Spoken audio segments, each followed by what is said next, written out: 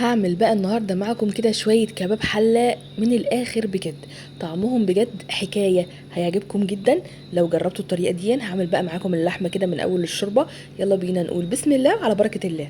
جبت اللحمه كده زي ما انتم شايفين، وهبدا ان انا اقطعها. انا بحبها صغيره، ما بحبهاش ان هي كبيره. انتوا ممكن تعملوها كبيره كده زي ما هي، بس انا الصراحه بحب اطبخها صغننه كده. هحط سمنه بلدي عليها شويه مستكه كده.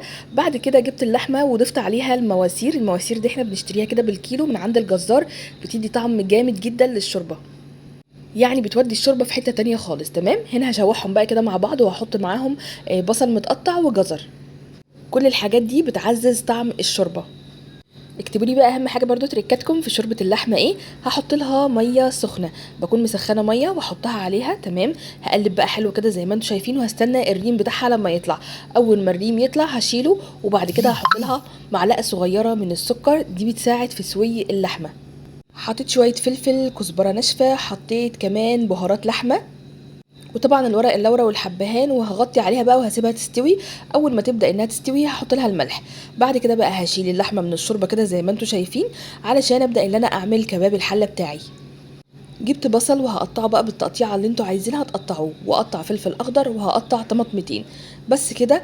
بعد كده بقى هجيب الطاسه بتاعتي واحط برده فيها حته سمنه بلدي كده جميله، وهحط اللحمه تتشوح برشه ملح ورشه فلفل اسود لحد كده زي الفل قوي. قلب قلب بقى الجمدان ده كله. حطيت عليها ورق لورا وحطيت بصل، هقلب كويس جدا لحد بقى ما يتشوحوا كده مع بعض. هنا بقى ممكن تحطوا كده معاها معلقه صغننه من السكر كده تتكرمل معاها، بس انا بحط السكر ليه؟ عشان انا بحط دبس رمان. تمام. هنا زي ما انتم شايفين كده هحط الفلفل الاخضر، وهقلب وهسيبهم بقى كده مع بعض شويه.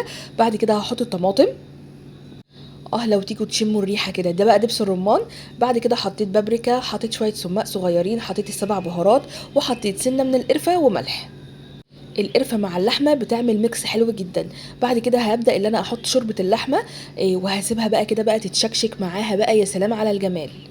عايزه اقول لكم ان الطاسه دي بتتاكل كلها من اول اللحمه لحد الصوص اللي بيبقى نازل منها، بجد بتبقى بيرفكتو جدا. جربوها ان شاء الله وهتعجبكم.